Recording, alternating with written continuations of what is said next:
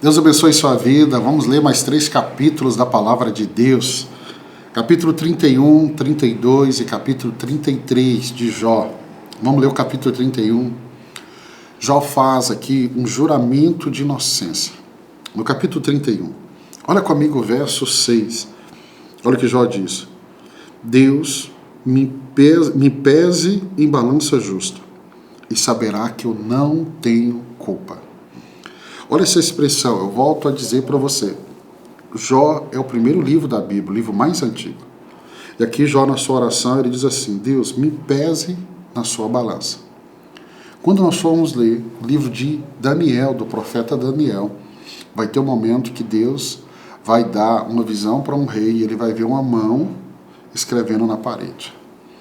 E nessa escrita vai estar a tradução assim, pesado foste na balança e foste encontrado em falta. Então você percebe que na fala de Jó já é a revelação que ao longo das escrituras, essa revelação vai progredindo e vai se tornando mais claro para mim e para você. E aí, Jó, ele pede a Deus para o pesar, por quê? Porque ele vai detalhar aqui no capítulo 31 uma série de compromissos éticos e morais que ele seguiu ao longo de toda a sua vida. E ele vai declarar, Jó, que manteve a integridade em várias áreas, inclusive a pureza sexual, a honestidade nos negócios, a generosidade para com os pobres e os órfãos, a justiça em suas relações pessoais.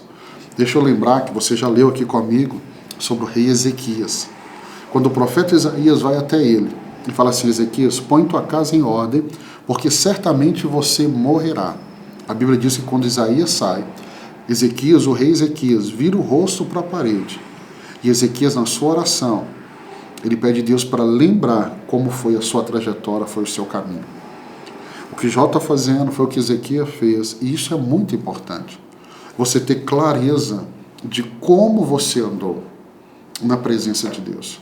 Como que você teve uma vida bonita. Isso Deus leva em conta. E leva muito em conta. É você poder na sua oração, não é você chegar ali arrogante, não é isso. Mas você ter clareza que você procurou viver uma vida justa, você se esforçou para ter uma vida pura, uma vida santa. E isso Deus vai levar em conta. E como vai? E como vai? O que eu aprendo aqui no capítulo 31? Eu quero enfatizar para você a importância de uma vida íntegra e de uma transparência na vida cristã. Saiba que os olhos do Senhor estão sobre toda a terra, contemplando o justo e o injusto. Então, uma vida íntegra, uma vida bonita, faz toda a diferença quando eu estou na presença de Deus. Eu destacaria aqui que Jó, ele busca ser julgado com base na justiça divina. Por quê? Porque na justiça divina, meus irmãos, ela não falha e ela é justa. A Bíblia em vários lugares vai falar do justo, do juiz que não julga com justiça. Mas se tem algo que é uma justiça justa, é a divina. Eu gosto de lembrar o que minha mãe sempre dizia, a justiça divina não falta e não falha. Então, eu ensinaria aqui para você também no capítulo 31 que nenhum ser humano ele é perfeito, nenhum. Mas o desejo de viver uma vida bonita, irrepreensível perante Deus é um sinal de maturidade espiritual e de reverência. É alguém que entendeu e ele está se esforçando. Não estou dizendo que ele é perfeito, mas ele está se esforçando para ter uma vida bonita aos olhos de Deus. Vamos para o capítulo 32? Capítulo 32. Aqui nós temos o capítulo 32, Eliú. Este capítulo vai introduzir Eliú. Eliú é um personagem jovem, que até agora permaneceu em silêncio, porque naquela cultura o jovem era o último a falar. O último. Então até agora Eliú permanece em silêncio. E agora que todos já fizeram seus discursos, Eliú vai falar. E ele começa expressando a sua frustração com Jó e seus 3 amigos. Por quê? porque eles não encontraram uma resposta adequada ao problema de Jó. E aí ele critica os amigos por não terem convencido Jó de seu erro. E Jó por justificar a si mesmo em vez de a Deus. E aí Eliú justifica a sua decisão de falar pela sua ira contra as justificações de ambos os lados. Você percebeu que os amigos de Jó até agora estão tentando convencer Jó, você pecou, você pecou, você pecou.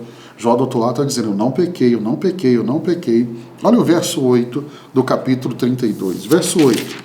O verso 8 diz assim, mas é o Espírito dentro do homem que lhe dá entendimento, o sopro do Todo-Poderoso. E aí o que eu posso te ensinar aqui? Que o Espírito de Deus, ele trabalha dentro de mim, dentro de você, independente da idade. Eu gosto muito de ver o Espírito Santo trabalhar na vida das crianças. É muito lindo.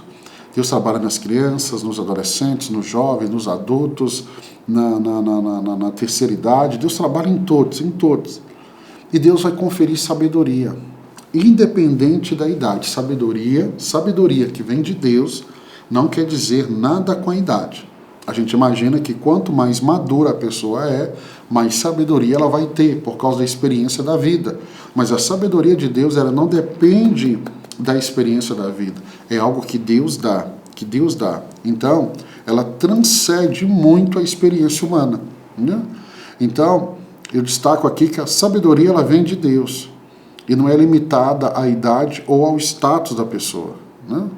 Então, o que nós queremos, o que eu quero dizer aqui para você é, olhando para o capítulo 32, eu deixo para você, você precisa estar com os ouvidos abertos para aprender com qualquer pessoa que Deus possa usar para falar com você. Por quê? Porque agora nós encontramos o mais jovem que começa a falar e tem um discurso mais firme, mais coerente. Os mais velhos falaram e ficaram ali tentando convencer Jó da sua opinião. Agora o mais jovem fala e a gente percebe uma diferença tão grande.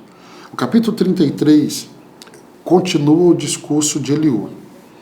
E ele vai argumentando que Deus fala de várias maneiras, embora as pessoas não possam perceber.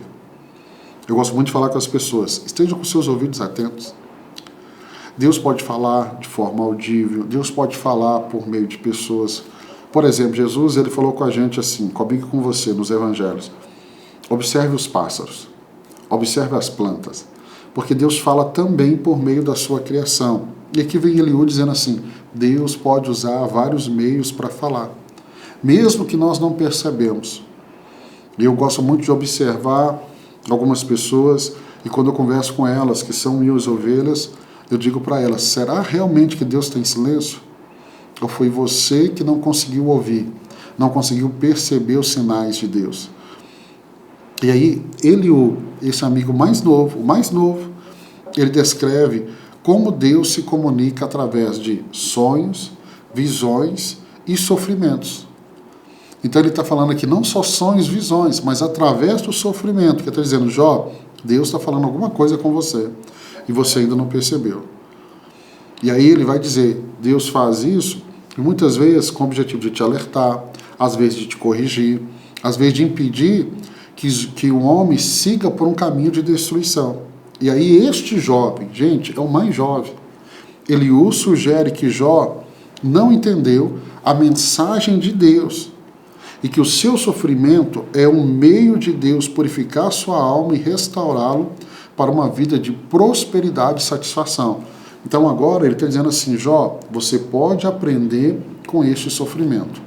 Não use esse argumento de Eliú para dizer o que eu ouço muitas pessoas dizendo. Ela está passando por um sofrimento e muitas vezes o sofrimento foi causado por ela, por desobediência, que não é o caso de Jó. E ela fala assim, pastor, eu tinha que passar por isso. Eu uso uma frase, eu queria que você gravasse, que você anotasse. Deus não precisa da desgraça para operar a graça. No caso de Jó, nós vemos no início do capítulo, do livro de Jó, no início desse livro, nos primeiros capítulos, o porquê que Jó está passando por isso. Mas, quando você estiver passando por um momento de sofrimento, Esteja com os ouvidos atentos. Deus vai te ensinar muitas coisas. Muitas coisas. Hebreus, no livro de Hebreus, capítulo 5, na carta aos Hebreus, a Bíblia vai dizer assim: Jesus aprendeu a obediência pelo que sofreu. Se até Jesus, que era perfeito, aprendeu por meio do sofrimento, então o sofrimento nos ensina muito. Deixa eu ler aqui o verso 28 para a gente terminar. Capítulo 33, verso 28. Ele resgatou a minha alma, impedindo-a de descer a cova, e viverei para desfrutar a luz. Então, o que eu posso te ensinar aqui é que há um propósito redentor de Deus, porque Deus usa todas as situações, mesmo através do sofrimento. Por isso que Paulo diz: eu aprendi o segredo, a viver contente em qualquer situação. Ele diz: sei passar frio, sei estar no momento de calor, sei passar necessidade, sei estar no momento de fartura, sei estar no momento de tristeza, no momento de alegria. Então ele diz: em todas essas coisas eu sou mais do que vencedor. Então nós temos um Deus soberano que trabalha até mesmo no sofrimento para nos ensinar algo. Que Deus abençoe sua vida. Se Deus permitir, amanhã eu vou estar aqui para a gente ler mais 3 capítulos do livro de Jó. Estamos quase chegando ao final desse livro. É um livro grande, mas é um livro prazeroso de ler. Deus abençoe sua vida. Até amanhã, se Deus permitir.